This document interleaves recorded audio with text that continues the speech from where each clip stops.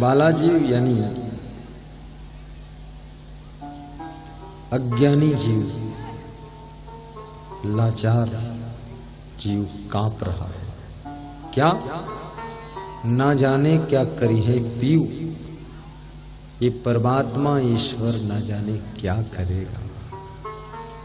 प्रलय होने वाली है क्या, भूकंप आ गया है,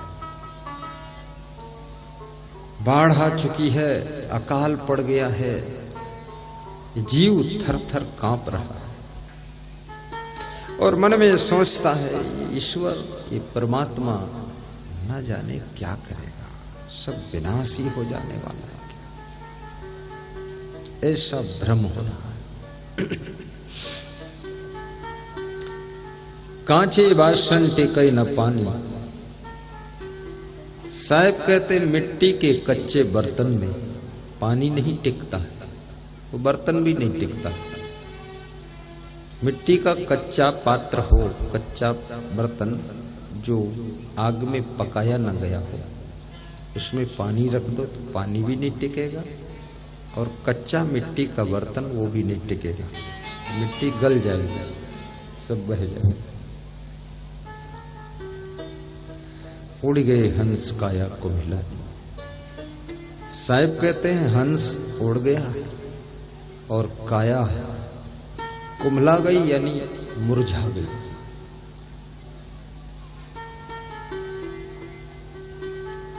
काग उड़ावत भुजा पीड़ाई, कौवे उड़ाते उड़ाते भुजाएं थक गईं, भुजाओं में दर्द होने लगी। कौन कौवा है, कौन भुजाएं हैं, कहीं कबीर ये कथा सिरानी। कबीर साहब कहते हैं कि जिंदगी की कथा यूं ही समाप्त हो, सिरानी माने समाप्त होना, एंड होना, खत्म। कौवा उड़ाते रहे जिंदगी भर। कितने लोग तो खुद ही कौवा बने हुए हैं, जिंदगी भर कांव कांव करते रहते, बहुत चिल्लाते। कितने लोगों के घरों की छत की मुंडेरी पर कौवा भी बैठने में शर्माता है, क्योंकि कौवा जानता है इस घर में पहले से ही बड़े बड़े कौवा बैठे हैं और कौविन भी बैठी है। कौवा और कौविन पति पत्नी दोनों कौवा है, कांव कांव कांव कांव मचा रखा है। कितने घरों में बच्चे भी कौवा के बच्चे हैं, सब वो भी चिल्लाते, बहुत हल्ला मचाते, बूंग मार देते जोर से। माँ भी जोर से बोलती है, अरे सरोज कहाँ है, उधर से वो चिल्लाता है। दिन भर चिल्लाते चिल्लाते बीत गया है। ये पप्पू और बबलू, डबलू और गबलू के चक्कर में सारी जिंदगी बर्बाद हो गई, शांति नहीं मिली। भंवर उड़े बगु बैठे आई। कबीर साहब कहते हैं भंवरे उड़ गए और जहां भंवरे बैठे थे ना, वहां बगुले आकर बैठ गए। बैठने दो बगुले, अपने से क्या मतलब। भंवरा उड़े, चाहे मेढक उड़े, चाहे बगुला उड़े, चाहे भैंस आकर बैठ जाए, अपने से क्या मतलब। लेकिन मतलब है, इसलिए तो कबीर साहब कह रहे हैं ये भंवरा है कौन। भंवरे और बगुले से कबीर का क्या रिश्ता है, कुछ भी रिश्ता नहीं, लेकिन है। भंवरे और बगुले के माध्यम से हमको समझाना चाहते हैं कि भंवरा काले रंग का होता है। हे इंसान, तेरे काले रंग के बाल, जो भंवरे जैसे काले रंग के बाल थे, वो सब चले गए, उड़ गए, खत्म हो गए और उसकी जगह पर बगुले जैसे सफेद रंग के बाल आकर बैठ गए। अर्थात तेरा बचपन चला गया, जवानी चली गई और बुढ़ापा जर्जर अवस्था आ चुकी है, अब भी तेरे को होश नहीं आया है। ये समझाना चाहते कबीर साहब। एक बार महाराजा दशरथ कहीं जाने के लिए तैयार हो रहे थे। हर व्यक्ति को कहीं जाना हो तो तैयार होना पड़ता है। मुझे व्यास गादी पर आना होता है ना, मुझे भी 15-20 मिनट तैयार होने में लग जाता है। क्यों? अब तुम सोचते हो कि क्या करते हो वहां 15-20 मिनट? सबसे पहले तो पगड़ी बांधता हूं, कमरे के अंदर इसको खोल देता हूं। दूसरी बात, मुंह धोता हूं, आने का मन नहीं है, ढीला ढाला हूं तो मन को भी तैयार करता हूं कि चलना तो पड़ेगा, सब लोग आए। फिर ये शरीर नहीं तैयार होता, आराम करना चाहता, क्योंकि रात के 8 बज गए, नींद आ रही। आंखों को समझाना पड़ता है, खुल जा आंख, तू चल, मत सो बेटी, चल जाए।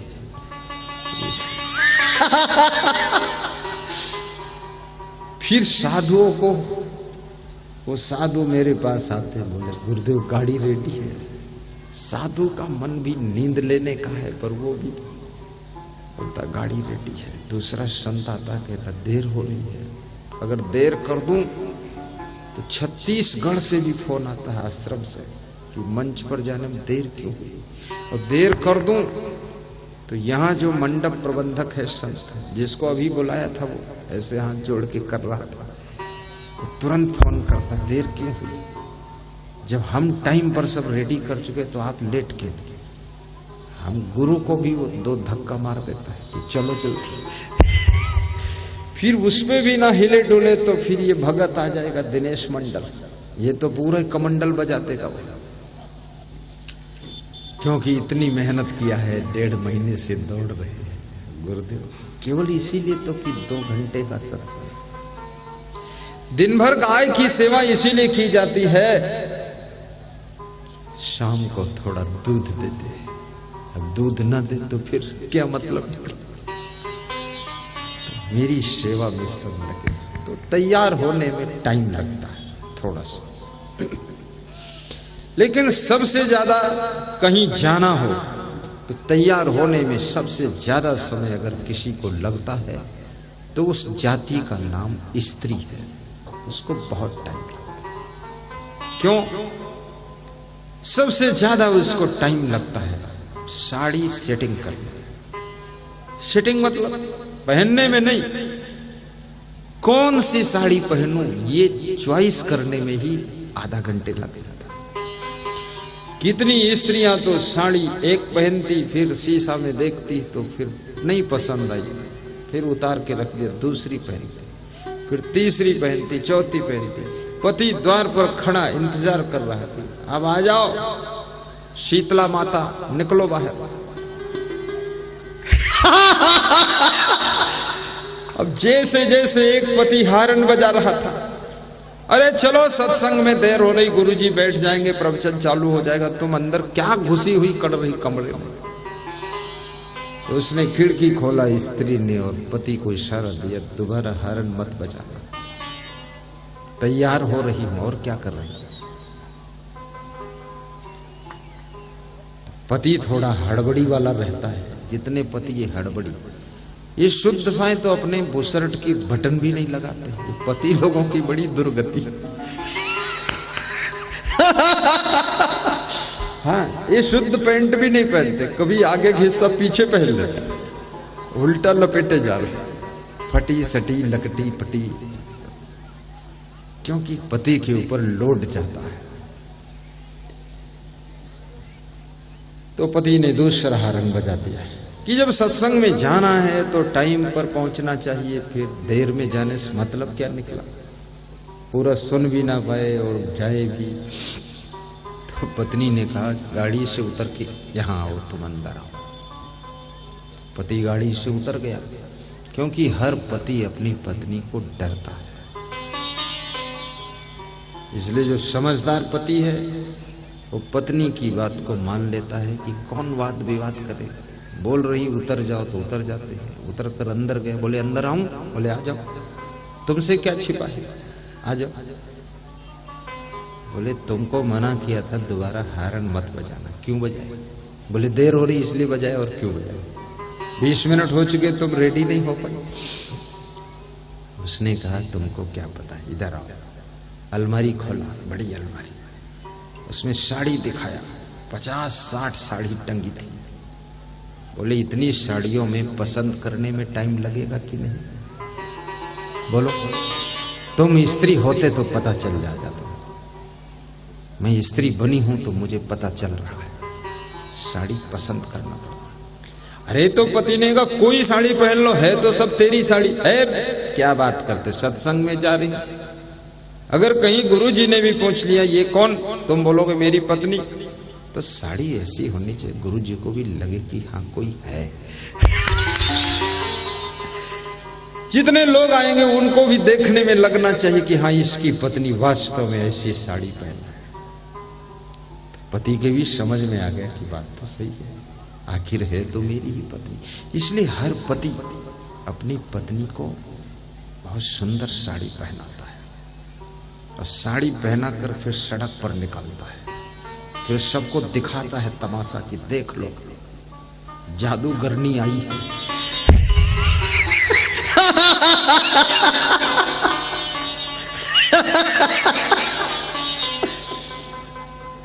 सब दिखाते रहते हैं। और सड़क पर जब पति पत्नी चलते हैं कभी पैदल, आप देखो गौर से, दोनों बहुत मुस्कुराते हैं। और उनकी मुस्कान देख करके जिन्होंने शादी नहीं किया ना, वो सोचते हैं बहुत सुखी है, बड़ा आनंद है, बड़े लड्डू है, देखो कैसा गदगद मुस्कुरा रहे हैं। बस उसमें फंस जाते हैं। इसलिए कहते हैं ना, ब्याहे परेशान, जिनके विवाह हो गए परेशान, ब्याहे परेशान और कुंवारों को अरमान और खाम खा हैरान। तो तैयार होना बहुत कठिन है, देर लग जाती है। तो मैं क्या सुना रहा था, महाराजा दशरथ को कहीं जाना था तो तैयार हो रहे थे। फिर राजा महाराजा को तैयार होने में तो खास टाइम लग जाता है, क्योंकि शीश पे मुकुट रखना, कमर में फेंटा बांधना, फिर अस्त्र शस्त्र और रथ, क्या क्या सब। तो राजा दशरथ जब तैयार हो गए और शीश पर मुकुट रखने जा रहे थे, लास्ट तैयारी, तो शीशा में अपना मुंह देखा। हर व्यक्ति का मन होता है शीशा में अपना मुंह देखूं। कितने लोगों ने मेरी गाड़ी का साइड वाला शीशा तोड़ डाला मुंह देखते हुए।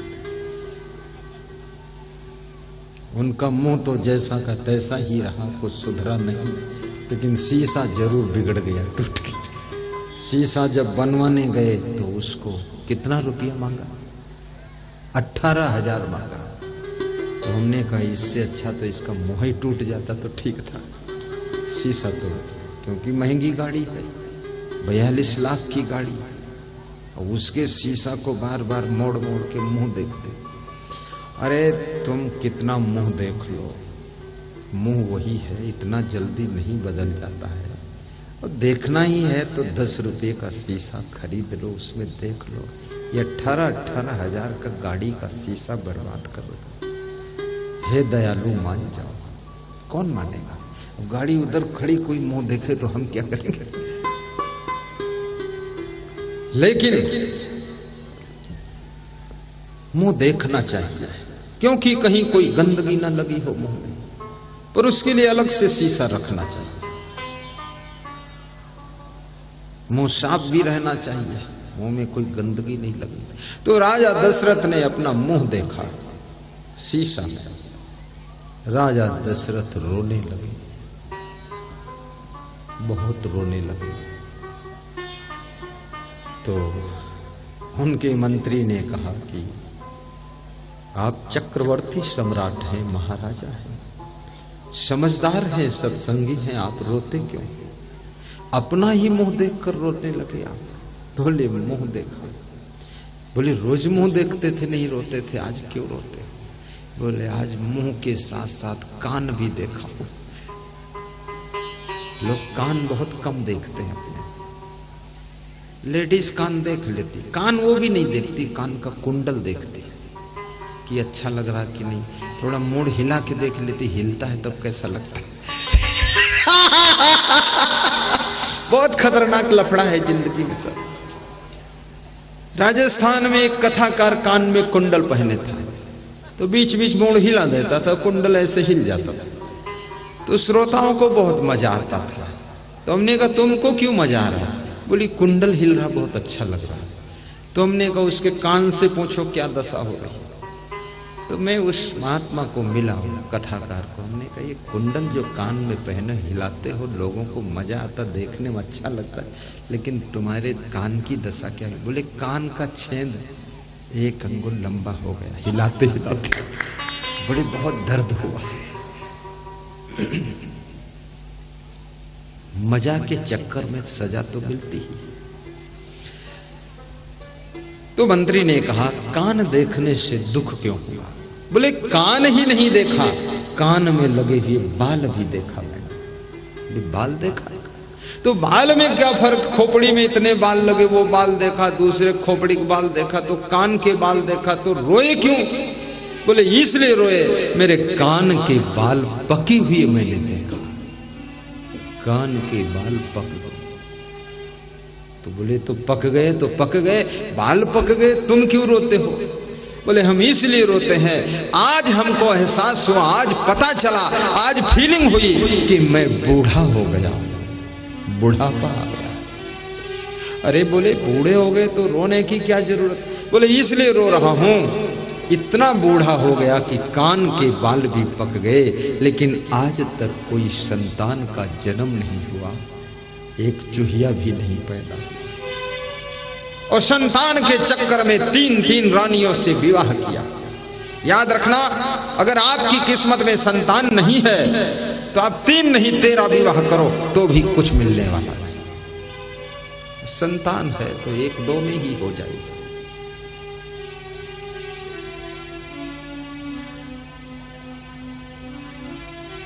गृहस्थ को गरीबी का दुख उतना दुख नहीं देता है जितना दुख संतान न होने का दुख होता है। कोई किसी आश्रम का महंत है,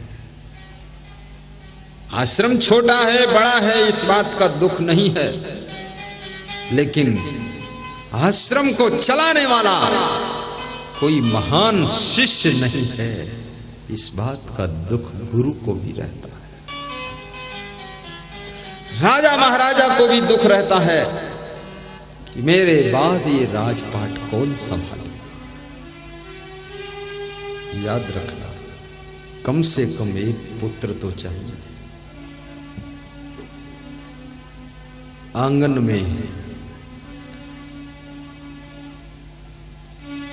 खेलने कूदने वाला एक औलाद होना चाहिए, लेकिन